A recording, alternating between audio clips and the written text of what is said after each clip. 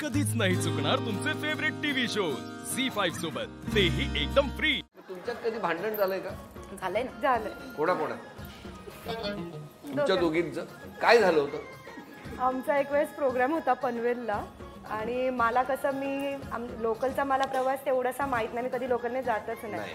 मग हिला मी सांगत असते मला तुझ्यासोबत घेऊन चला, आणि त्या दिवशी खूप जोरात पाऊसही होता आणि त्यातही मला म्हणते मी रेडी झाली, मी निघाली, टाइम झालाय, मला निघायचंय आणि मी पण रेडीच होते, गेटपर्यंत आले होते। तिला म्हणजे अगं थांब मला यायचंय, नाही तू दुसऱ्या ऑटोने, आणि नंतर मला त्यावेळेस खूप रडायला आलं होतं। तुम्ही एकट्याच का गेला रिक्षाने? मंगळागौर जेव्हा आम्ही करायला जातो ना, तर ग्रुप लिडरला तिथे हजर राहायला सांगतात आणि ह्यांचं कसं आहे माहितीये का, मी ह्यांना सांगते एक टाइम की पर्टिक्युलर टाइममध्ये रेडी राहा, म्हणजे अर्धा तास आधीच टाइम देते की त्या टाइमात तुम्ही रेडी राहा, पण त्यांचा टाइम एक्झॉस्ट होतो। म्हणजे समजा 3ची वेळ असेल तर ह्या कितीला तयार होतात? नाही, ह्यांचं 15 मिनिटं लेटच असतं। 3:15 हो, 3:15 3:30 ह्या टायमावर असतं। ही एक टायमाची पक्की आहे, हो, या एक टायमावर असतात आणि मी एक, आमचं दोघांचं वेळ। ही सर्वात लेट, ही सर्वात लेट असते। काय कौतुकाने हसताय तुम्ही? पण हेच बोलतात ना मिस्टर, पण त्यांचं काय म्हणणं असतं? काय नाही, तू उशिरा का करते, लवकर आवरायचं, बाकीच्या सगळ्या रेडीवर जातात, मग तुला रेडी व्हायला काय हरकत? मग काय प्रॉब्लेम काय? खरंच स्लो सवय आहे ना, पटापट करता, स्लो आहे,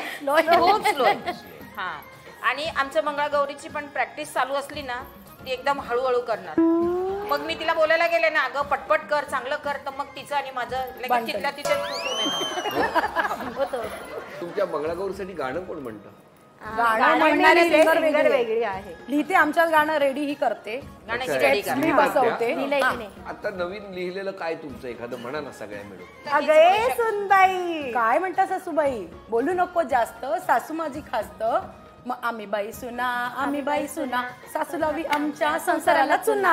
चुना लावते मी, चुना लावते, चुना लावतात, बघून घेईल तुला, बघून घ्या मला घरी आहे, मग तुला जेवायला देते का बघ, म्हणजे ऍक्ट करतात आमच्या सासू सुनेचा ऍक्ट आहे। मी काय म्हणतो, तुम्ही ना हे दुपारी साधारण सगळ्यांची जेवण झाली की असा एक ऍक्ट बसावा की सगळ्याजणी त्यांच्याकडे जातील आणि भांडी घासण्याचा ऍक्ट करा, म्हणजे पटापट माझा प्रॉब्लेम सॉल्व्ह, दोघींचाही, हो की नाही? बरोबर आहे। आता ही तुम्ही आम्हाला आयडिया दिली ना, तर आता यांना आठवड्यातून एकदा माझ्या घरी बोलवणार। यांना म्हणजे मिस्टरांना नाही हो, मिस्टर कामावर गेले की सगळ्यांना बोलवणार।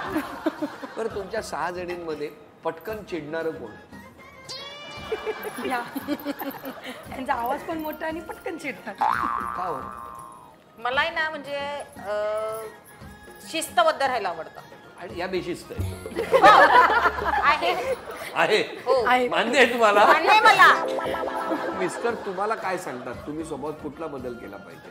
मी कधी म्हणजे कंटाळा करते ना भांडी घासायचा वगैरे, असं रात्री नको राहू दे, ठेवते, कंटाळा आला नाही, वेळेत घासत जा, रात्रीच घासत जा, असं कंटाळा करू नको असं। हा, थोडक्यात कंटाळा करू नको।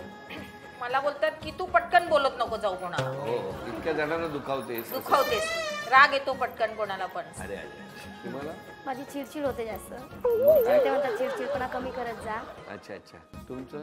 सगळं मला व्यवस्थित लागतं, भांडी बिंडी मी झोपताना पण म्हणजे सगळे घासून बिसून मी झोपते। झोपताना म्हणजे असं बाजूला झोपली म्हणजे आपण जेवून झाल्यानंतर मी सगळं स्वच्छ करून मला असं वाटलं की झोपलं तरी बेसिनवरच गाणी घालता की काय? तर ते मला म्हणतात जी कामं असतील तू उद्या कर ना, कशाला एवढं तू स्वतःला त्रास करून घेते? आवाज होत असेल त्यांना भांडण्यात।